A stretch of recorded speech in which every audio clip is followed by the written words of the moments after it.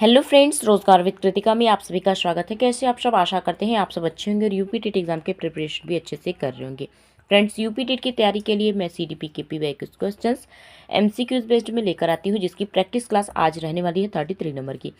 इसके पहले जो मैंने 32 नंबर तक की क्लासेस ली है वो हमारे चैनल रोजगार विद कृतिका पर जाकर के आप सभी जरूर देखिएगा। साथ ही इसकी टाइमिंग रहती है दोपहर के 12 बजे। स्टार्ट करते हैं और फर्स्ट क्वेश्चन की तरफ बढ़ते हैं कि बाल्यावस्था की प्रमुख मनोवैज्ञानिक विशेषता क्या है। पर निर्भरता, सामूहिकता की भावना, धार्मिकता, अनुकरणात्मक प्रवृत्ति का अभाव। तो फ्रेंड्स, यहाँ पर आप सभी को बता दें, यहाँ पर विशेषता पूछा जा रहा है और बाल्यावस्था में सबसे अधिक विशेषता देखने की मिलती है सामूहिकता की भावना। यानी इसमें क्या है, सामूहिक रूप से बच्चे जो है एक दूसरे के साथ खेलते हैं, कूदते हैं और समय बिताना पसंद करते हैं। ये होती है बाल्यावस्था की मुख्य विशेषता। उसके साथ ही आत्मनिर्भरता की भावना जो है वो भी ज़्यादातर पर निर्भरता नहीं होती है, आत्मनिर्भरता होती है, यानी स्वयं पर निर्भर होती है। ये इसकी विशेषता होती है।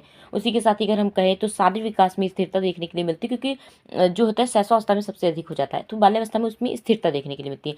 मानसिक योग्यता में वृद्धि देखने के लिए मिलती है। उसके साथ ही रचनात्मक कार्यों में बच्चे आनंद अनुभव करते हैं। ये सारी विशेषताएं जो है वो बाल्यावस्था के अंतर्गत देखने के लिए मिलती हैं।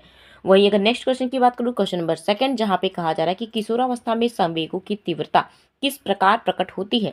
प्रतिकूल पारिवारिक संबंध, व्यवसाय की समस्या, नई परिस्थितियों के साथ समायोजन या उपयुक्त सभी। तो फ्रेंड्स, इसका राइट हो जाएगा उपयुक्त सभी, यानी कि यहाँ पर आपकी किशोरावस्था में किस तरीके के संवेग देखने के लिए मिलते हैं। प्रतिकूल पारिवारिक संबंध, व्यवसाय की समस्या और नई परिस्थितियों के साथ समायोजन। उपयुक्त सभी इसका राइट आंसर हो जाएगा।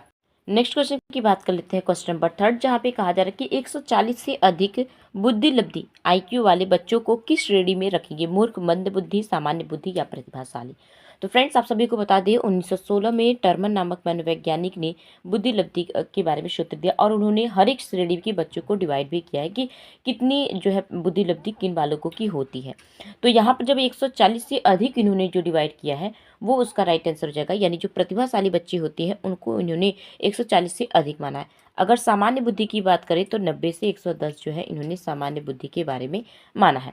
तो ऐसे ही मूर्ख बच्चा, मंद बुद्धि बालक, अल्प, जड़, तीव्र, प्रखर, प्रतिभाशाली, सामान्य बुद्धि, ये सारे जो है इन्होंने ऐसे डिवाइड किया हुआ है। कब? 1916 में टर्मन नामक मनोवैज्ञानिक ने। ठीक है, ऑप्शन नंबर डी इसका राइट आंसर हो जाएगा। क्वेश्चन नंबर 4, जहाँ पे कहा जा रहा है कि सूझबूझ मौलिक परिणामों को अभिव्यक्त करने की मानसिक क्रिया है।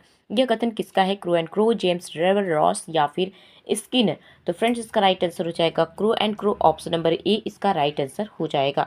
नेक्स्ट क्वेश्चन की बात करते हैं, क्वेश्चन नंबर 5, जहाँ पे कहा जा रहा है कि प्रयास एवं भूल के सिद्धांत का प्रतिपादक किसने किया। थॉर्नडाइक, मैकडूगल, कोहलर या फिर पावलोव। तो इसका राइट आंसर हो जाएगा ऑप्शन नंबर ए, यानी थॉर्नडाइक नामक मनोवैज्ञानिक। उसके साथ ही इन्होंने 3 मुख्य नियम दिए हुए हैं और उसके साथ ही इन्होंने जो है 5 गौड़ नियम भी दिए हुए हैं। इनके जो 3 मुख्य नियम हैं वो आप ज़रूर बताइएगा। इन्होंने जो 5 गौड़ नियम दिए हैं वो अगर आपको याद नहीं है, लेकिन इनके मुख्य 3 नियम आप सभी को पता होना चाहिए। और कई बार मैंने इतना प्रैक्टिस करा दिया है कि जो हमारे डेली वीडियोस देखते होंगे उन्हें पता होगा कि मैंने 3 नियम कौन कौन से बताए हैं। कमेंट में फटाफट से छाप दीजिए। उसके साथ ही नेक्स्ट क्वेश्चन की बात कर लेते हैं, क्वेश्चन नंबर 6 है, जहाँ पे दिया गया है कि सीखने में पठार के निवारण के लिए क्या नहीं करना चाहिए। पठार का अर्थ होता है जब हम सीखते हैं किसी भी चीज़ को, बीच में जो रुकावट आती है, जैसे पढ़ाई करते समय थकान आना, वो होता है पठार। हमारे जो सीखने में जो बाधा डाल रहा है वो होता है पठार।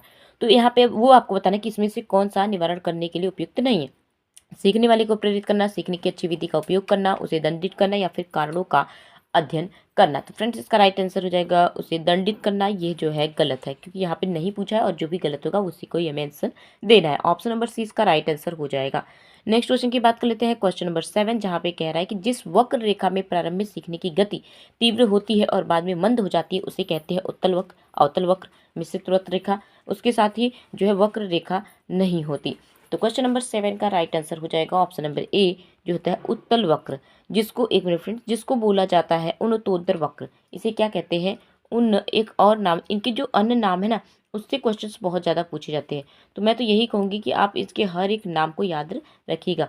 उन्नतोदर वक्र को ही कहा जाता है जो है उत्तल वक्र। उसी के साथ ही नतोदर वक्र को कहा जाता है अवतल वक्र। ठीक है, तो इसका राइट आंसर हो जाएगा ऑप्शन नंबर ए। और उसके साथ ही मैं बता दूं ये वक्र किस तरीके से बनता है। यहाँ पर वक्र को इस तरीके से दर्शाया जाता है, ये होता है वक्र। ठीक है, तो यहाँ पे जो है ये हो जाता है आपका उत्तरोत्तर वक्र। जिस वक्र में रेखा में प्रारंभ में सीखने की जो गति होती है वह तीव्र होती है और बाद में क्रमशः वह क्या हो जाती है, यहाँ तक आते मंद हो जाती है। तो ये होती है आपकी उत्तरोत्तर वक्र। ऑप्शन नंबर ए इसका राइट आंसर हो जाएगा। नेक्स्ट क्वेश्चन है क्वेश्चन नंबर 8, जहाँ पे कहा जा रहा है कि व्यक्तिक भिन्नता का क्या अर्थ है। दो व्यक्तियों के बीच शारीरिक भिन्नता होना। कोई दो व्यक्ति शारीरिक, मानसिक, बौद्धिक और संवेगात्मक दृष्टि से समान नहीं होते और कोई दो व्यक्ति समान होते हैं और में से कोई नहीं। तो फ्रेंड्स यहाँ पर आप आसानी से समझ सकते हैं, ऑप्शन नंबर 20 का राइट आंसर हो जाएगा।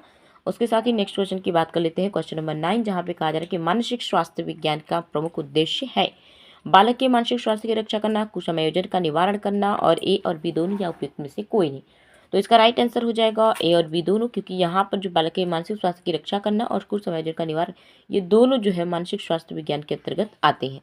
ठीक है, नेक्स्ट क्वेश्चन की बात कर लेते हैं और आज का लास्ट क्वेश्चन है, निम्नलिखित 7 छात्रों के अंक है, इनका माध्यिका बताना है।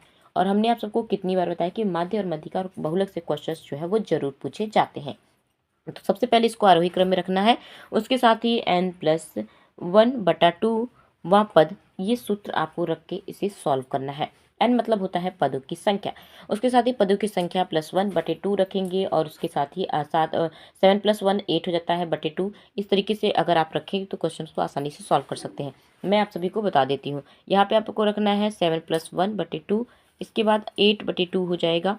2 एकम 2, 2 चौके 8, ये हो जाएगा। यानी कि चौथे नंबर पे जो आया है वो आपका जो होता है माध्यिका होगा। अब आप सोचेंगे चौथे नंबर पे तो 50 आ रहा है, तो मैंने पहले ही कहा कि जब आप आरोही क्रम में रखेंगे यानी सबसे छोटे से बाद बड़े क्रम में, तो एक मिनट में आपको बता देती हूँ। पहले आपका आएगा 23, उसके साथ ही आपका आएगा 36, उसके बाद आएगा 38, फिर उसके बाद आएगा 40। आप देख सकते हैं चौथे नंबर पे आपका 40, 1 2 3 4, चौथे नंबर पे आपका 40 है।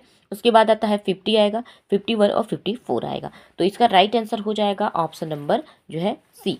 ठीक है, यहाँ पे जो बहुत ज़्यादा आगे पीछे हो गया है, एक मिनट मैं आपको बताती हूँ। इसका राइट आंसर हो जाएगा ऑप्शन नंबर सी, इसका राइट आंसर हो जाएगा।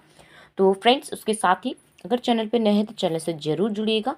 और ये क्या माध्यिका आपको मैंने जो बताया उसको नहीं समझ में आया तो उसको रिपीट करके पुनः फिर से बैक करके पूरा देखिएगा, अच्छे समझ में आएगा। साथ ही आपका जैसा रिस्पांस होगा मेरे जो है वीडियोस और भी अच्छी आएंगी, बट आपके रिस्पांस के ऊपर डिपेंड करता है क्योंकि मुझे सब कुछ मोबाइल से करना रहता है।